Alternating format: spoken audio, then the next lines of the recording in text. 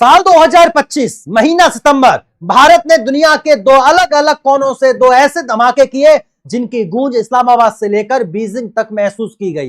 एक तरफ स्विट्जरलैंड के जिनेवा में संयुक्त राष्ट्र के मंच पर भारत की शेर सी दहाड़ ने दुनिया को हैरान कर दिया, तो वहीं दूसरी ओर अफ्रीकी देश मोरक्को में भारत के रक्षा मंत्री ने एक ऐसा राज खोला जिसने दुश्मन मुल्कों की नींद उड़ा दी है। यह कोई मामूली बयानबाजी नहीं थी दोस्तों, बल्कि एक बहुत बड़ा तूफान के आने का संकेत था। एक ऐसा तूफान जिसका नाम है ऑपरेशन सिंदूर, एक ऐसा मिशन जिसके अगले चरण किसी भी पल, किसी भी वक्त शुरू किए जा सकते हैं। कब्जा खाली करो वरना यूएन के मंच से भारत ने दुनिया के सामने पाकिस्तान को आखिरी अल्टीमेटम दे दिया है। दोस्तों, पीओके पर फाइनल एक्शन का ब्लूप्रिंट तैयार कर लिया है भारत ने। रक्षा मंत्री के एक बयान से दुनिया में मची खलबली। ऑपरेशन सिंदूर पार्ट 2 का खुल गया है राज। 100 किलोमीटर अंदर घुसकर एक्शन लेने की तैयारी से पाकिस्तान में हड़कंप मच गया है। बिना जंग लड़े भारत में शामिल होगा पीओके। दुनिया को हैरान करने वाला भारत का सीक्रेट प्लान एक्टिवेट हो चुका है। संयुक्त राष्ट्र में जब भारत का प्रतिनिधि पाकिस्तान को दुनिया के सामने बेनकाब कर रहा था, ठीक उसी वक्त हजारों किलोमीटर दूर भारत के रक्षा मंत्री यह ऐलान कर रहे थे कि पाकिस्तान के कब्जे वाला कश्मीर यानी पीओके एक दिन भारत का हिस्सा बनेगा और उसके लिए शायद जंग की जरूरत भी नहीं पड़ेगी। एक तरफ दुनिया के सबसे बड़े मंच से खुली चेतावनी दी जा रही है, तो दूसरी तरफ एक ऐसे गुप्त ऑपरेशन का खौफ दिखाया जा रहा है जिसका सिर्फ नाम ही दुश्मन के दिल में दहशत पैदा करने के लिए काफी है। सवाल है कि आखिर क्या करने वाला है भारत और किस तरह से शुरू होगा भारत का ऑपरेशन सिंदूर पार्ट 2। दोस्तों, हम आपको बताएंगे इस धमाकेदार खबर की पूरी कहानी, तो बने रहिएगा वीडियो पर और इस संबंध में आपके जो भी विचार हो कमेंट में लिखकर जरूर बताइएगा। अब कहानी को वहां से शुरू करते हैं जहां से इस पूरे भूचाल की नींव रखी गई। जगह थी जिनेवा और मंच था संयुक्त राष्ट्र मानवाधिकार परिषद यानी यूएनआरसी का 60वां सत्र। दुनिया भर के देश इकट्ठा हुए थे, माहौल गंभीर था। तभी पाकिस्तान के प्रतिनिधि ने अपनी पुरानी आदत के मुताबिक कश्मीर का राग अलापना शुरू कर दिया और भारत के खिलाफ मनगढ़ंत बातें करनी शुरू कर दी। उसे लगा कि वह हमेशा की तरह झूठ का जाल बुनेगा और दुनिया को गुमराह कर देगा, लेकिन वो यह भूल गया था कि यह 1990 का नहीं बल्कि 2025 का भारत है।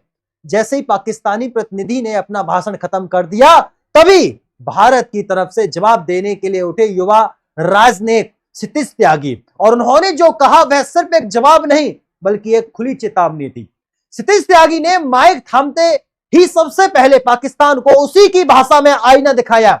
उन्होंने कहा, यह मंच दुनिया के मानवाधिकार की रक्षा के लिए बना है, किसी एक देश के झूठे प्रचार के लिए नहीं। भारत ने साफ साफ और दो टूक शब्दों में कहा कि पाकिस्तान को भारत के अंदरूनी मामलों में झांकने की बजाय पहले अपने गिरेबान में झांकना चाहिए।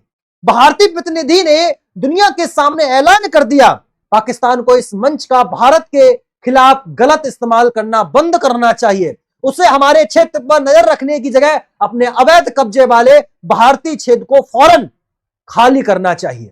यह सुनते ही पूरे हॉल में सन्नाटा पसर गया। यह पहली बार था दोस्तों जब भारत ने इतने बड़े अंतरराष्ट्रीय मंच पर कब्जा खाली करो और अल्टीमेटम दे दिया। बात यही खत्म नहीं हुई।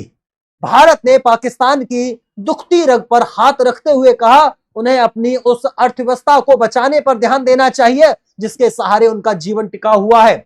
यह एक कूटनीतिक तमाचा था जो सीधा इस्लामाबाद में महसूस किया गया। भारत ने दुनिया को याद दिलाया कि कैसे पाकिस्तान से भेजे गए उग्रवादियों ने इसी साल अप्रैल में पहलगांव में अपनी नापाक हरकतों को अंजाम दिया था। क्षितिज त्यागी ने पूछा, क्या हम उरी को भूल जाएं या फिर मुंबई को भूल जाएं? उन्होंने कहा कि भारत और पूरी दुनिया पाकिस्तान की इन हरकतों को कभी नहीं भूलेगी। भारत ने साफ कर दिया कि जो मुल्क खुद अपनी सेना के प्रभुत्व के नीचे दबा हो, जहां मानवाधिकार का कोई सम्मान ना हो, उसे दुनिया को ज्ञान देने का कोई हक नहीं है।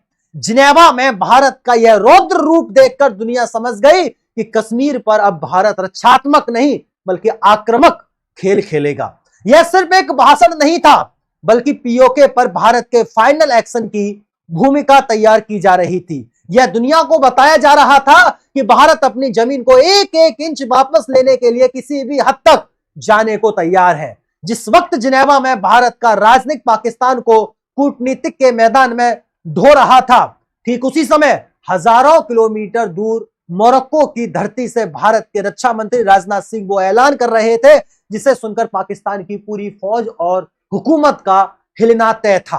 मोरक्को में भारतीय समुदाय के लोगों को संबोधित करते हुए राजनाथ सिंह ने भारत की सैन्य तैयारियों और भविष्य की योजनाओं का एक ऐसा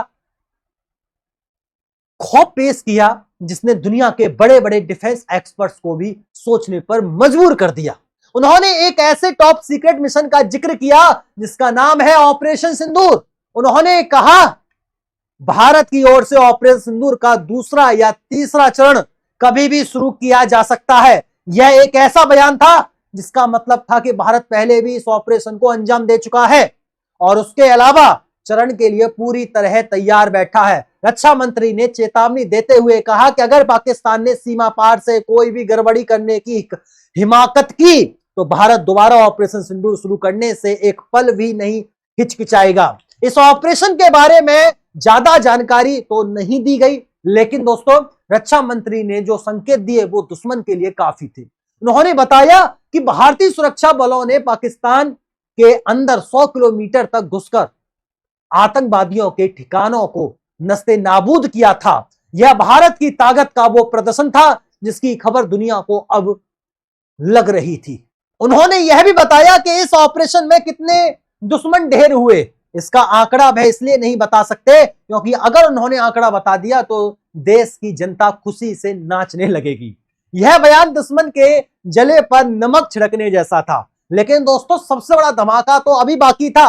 राजनाथ सिंह ने पीओके को लेकर यह बात कही जो भारत की नई रणनीति का सबसे बड़ा सबूत है। उन्होंने कहा पाकिस्तान अधिकृत कश्मीर एक दिन भारत का हिस्सा बनेगा और इसके लिए जंग का भी जरूरत नहीं पड़ेगी।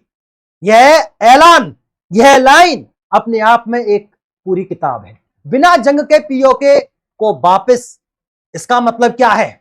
इसका मतलब है कि भारत अब सिर्फ सैन्य विकल्प पर ही नहीं बल्कि एक मल्टी डायमेंशनल रणनीति पर काम कर रहा है। यह रणनीति कूटनीतिक दबाव, आर्थिक घेराबंदी और पीओके के अंदर ही ऐसे हालात पैदा करने को कि हो सकता है कि वहां के लोग खुद ही पाकिस्तान के खिलाफ बगावत कर दें और भारत के साथ आने की मांग करने लगे।